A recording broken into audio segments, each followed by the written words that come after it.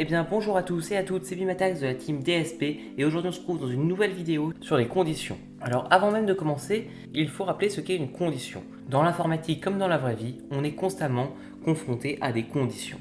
En effet, en français on a le temps, le conditionnel, et en informatique on a les if. Donc, qu'est-ce qu'une condition? Prenons un exemple qu'on a tous déjà connu. Je t'autorise à jouer au PC ce soir si tu ramènes un 20 sur 20. Le si tu ramènes un 20 sur 20 est une condition pour qu'on puisse jouer au PC. Et bien en informatique, ça va être pareil. Par exemple, je te laisse accéder à la page internet administrateur d'une chaîne YouTube si tu as le bon login et le bon password. Et sur Scratch, c'est aussi la même chose et ça se traduit par les if.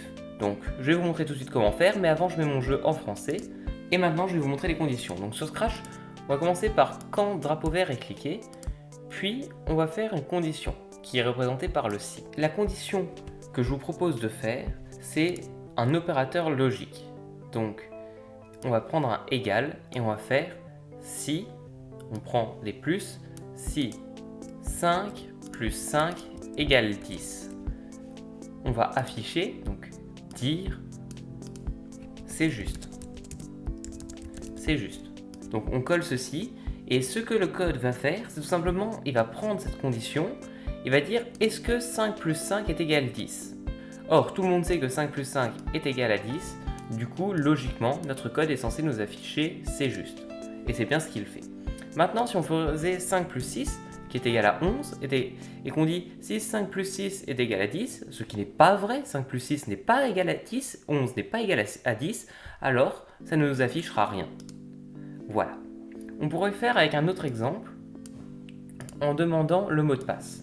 Donc, quel est le mot de passe?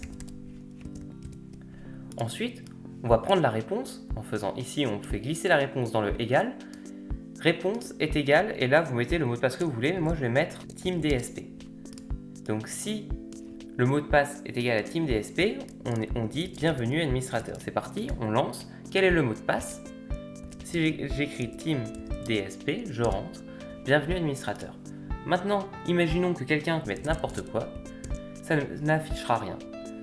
Maintenant, on va voir les si sinon.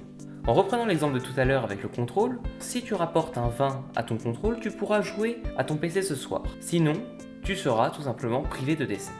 Et donc c'est ce sinon qu'on va mettre en œuvre. Ici, pour mettre un sinon sur Scratch, on va dans contrôle et on fait un si sinon. Donc on prend la condition qu'on va glisser là-dessus, et c'est exactement pareil que l'autre. Donc si la réponse c'est le bon mot de passe, donc team DSP, dire bienvenue administrateur, et sinon on va dire donc tu ne connais pas le mot de passe, un truc. Là on exécute notre code, ça nous demande quel est le mot de passe. Si on met le bon et qu'on met team DSP, comme d'habitude ça met bienvenue administrateur, mais si l'on se trompe et qu'on met autre chose, tu ne connais pas le mot de passe, un truc. Pour mettre en pratique ce que nous avons vu, nous allons créer un calcul mental. Donc c'est très simple. L'organisation, ça va être le chat pose une question, à un calcul, on y répond. Si on répond juste, on gagne un point, sinon on ne gagne pas de points. Et le but c'est d'avoir le meilleur point.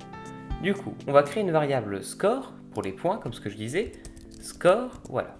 Au début de la variable score, on va la mettre à 0. Donc mettre score à 0, car on débute toujours un jeu avec 0 points. Maintenant, on va demander une question. Par exemple, 5 plus 5, point d'interrogation. Et là, il nous faut la réponse. Du coup, on va faire si réponse, donc là on va prendre réponse est égale à 10, on va ajouter 1 à score, donc ajouter 1 à score. Sinon, dire tu as fait une erreur. Voilà. Maintenant, on pose une deuxième question. Donc, pour ce faire, au lieu de tout réécrire, on va juste faire dupliquer. 12 plus 10, ce qui est très simple, ce qui fait 22. Si la personne a mis que 12 plus 10, ça valait 22, on ajoute 1 à score, car c'est juste, sinon tu as fait une erreur.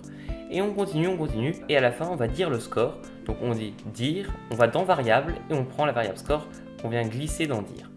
Ce qui donne 5 plus 5, 10. Imaginez que là je fais une erreur, par exemple en mettant 20. Tu as fait une erreur, donc le score reste à 1, et mon score final est de 1. Donc j'espère que cette vidéo sur les conditions vous a plu, n'hésitez pas à vous abonner, à liker, et je vous dis à la prochaine pour une nouvelle vidéo. Allez, salut!